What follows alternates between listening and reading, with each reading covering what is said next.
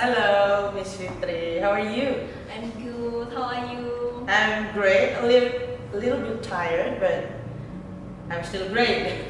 Keep it up, Miss. Thank you. You too. Okay, Miss. I want to ask you some question. Okay. Can we start now? Sure. Before we start, can you introduce yourself first, Miss? Of course. Okay. My name is Bima Agustina Rahmawati. People usually call me Rara, and my students call me Miss Bima. And I I majored in English literature for my bachelor degree, and then for my master degree I took majoring in literature studies. Okay. Okay, let's start our first question. May I ask what inspired you to be a teacher, Miss? Okay, actually, I can't say that this is what we can call inspiration, but the first job, the first work that I had put myself into was teaching. After that, I've had my fair share of experience in other work fields too, but then I realized that teaching English is actually my calling. So that's why after I took my master degree, I continued to teach instead, teach English to be exact. So, what is your turning point from the other job to teach again, Miss? The thing is, when I had other jobs, I realized that my other jobs were kind of boring. Okay, it had more, it had better pay, but how should I say it? I didn't have the same satisfaction. So when somebody asked me something and I explained them things, and based on after that they knew or they realized that English is not that hard, I felt very relieved and satisfied. Like, I like to feel like this. That's why instead of continuing my previous jobs, I decided to teach again. So, it means that teaching is more interesting than other jobs, something like that. Of course. Okay, that's interesting. Okay, the second question is, what are the main challenges faced by English teachers in today's learning environment? There are a lot of challenges, so I cannot pinpoint what exactly the main ones. But the thing is, we have a lot of problems in teaching English today, even though we have technology advancement and etc. But let's see, the first one that I have faced is the self-motivation of my students to learn English. And then after that, we have, let's say, environment cooperation.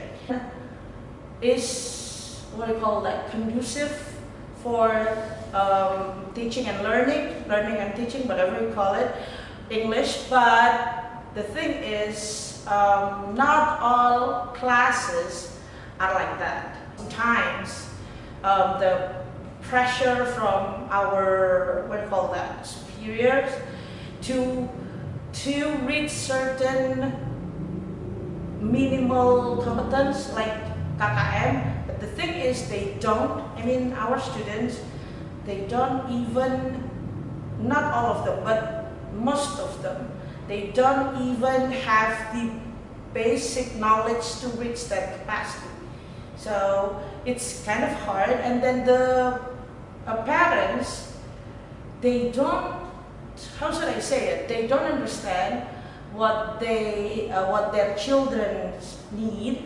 That's why it's hard to make them understand what kind of support they need to get for their kids, right? How should I say it? Which kind of underestimating the English teaching processes makes us, the teacher, to, let's say, not invent, but how to pamper the kids so they can even reach the KKM or the, what do you call that? Minimal score. So everybody can pass the, well, they can pass the school level. And it's kind of, how should I say it?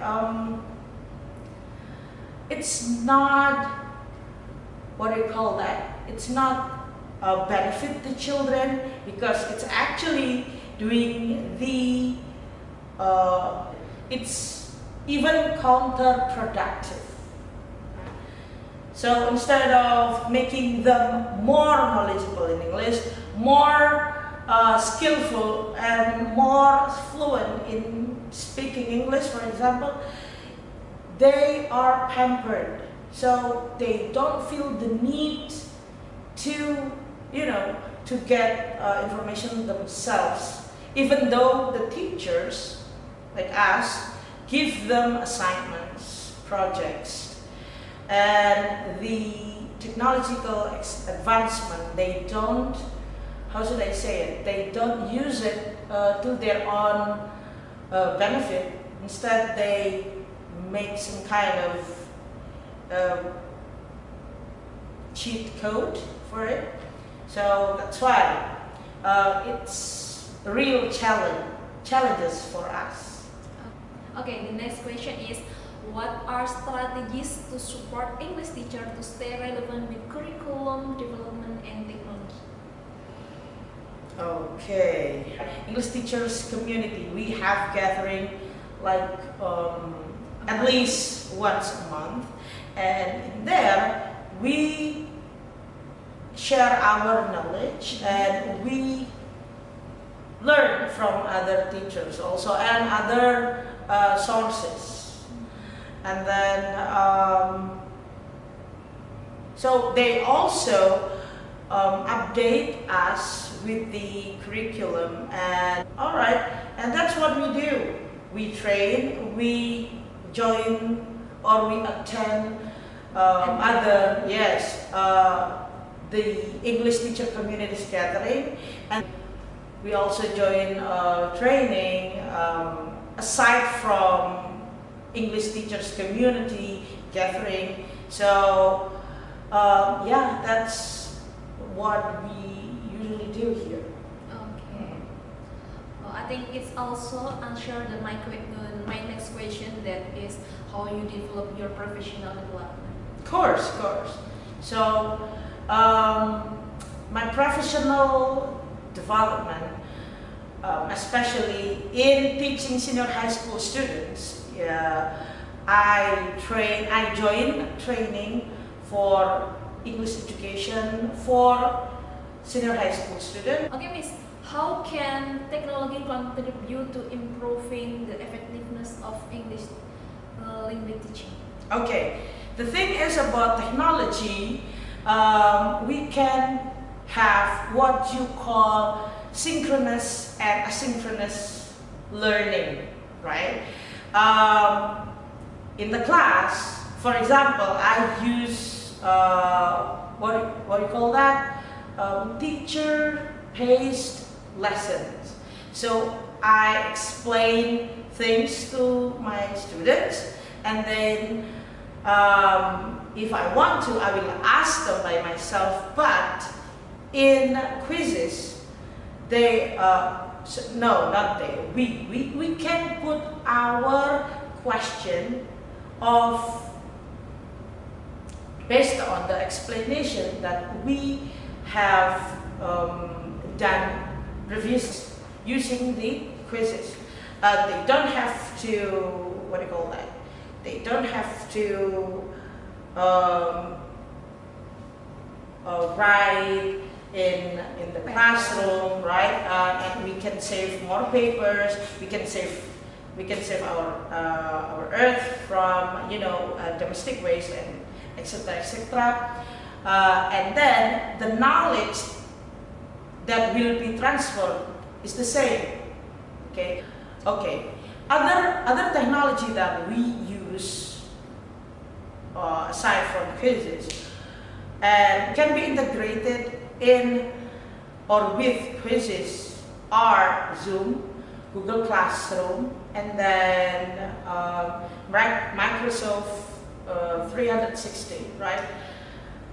Yeah, I think they help a lot in our learning process. It's still relatable using Zoom, Gmail, and then since all the students come to school nowadays after pandemic. Yeah, of course. I mean, there are certain cases that it's kind of impossible for us to have meeting in the classroom face to face. For example, grade have what do you call that? Yeah, not assignment, final test, PAS or PSAJ. So the school has to be, what do you call that? Sterile. What do you call that? Sterile. So of course the 11th, the 10th and 11th, they have to be at home, right? And we utilize Zoom and Google Meet and Google Classroom, for example, to have meeting, though we don't have face-to-face meeting, right? Or what we call offline meeting nowadays, right? Okay. And Miss, how can I, as a student of English, seize opportunities to become a teaching instructor in the evolving education system today? Okay. Are you sure you want to be a teacher? Actually, not really.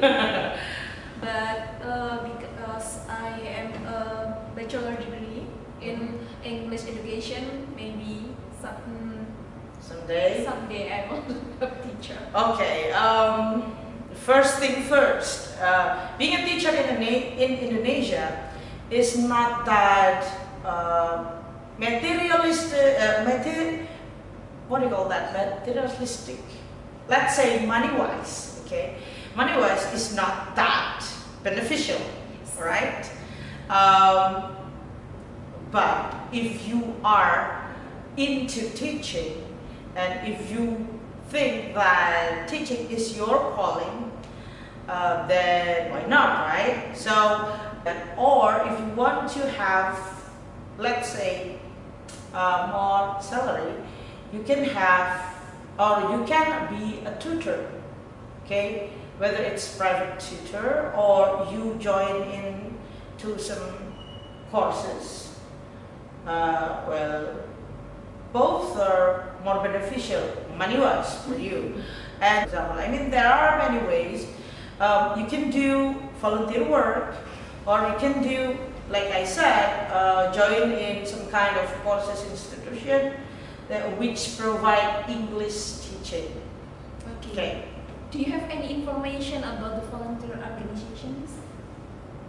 Of course, I have some information for that, but we can talk about it later on off the record. Okay. Okay. My last question: what advice and guidance do you, as an expert, have for me in preparing to become an educator? Okay.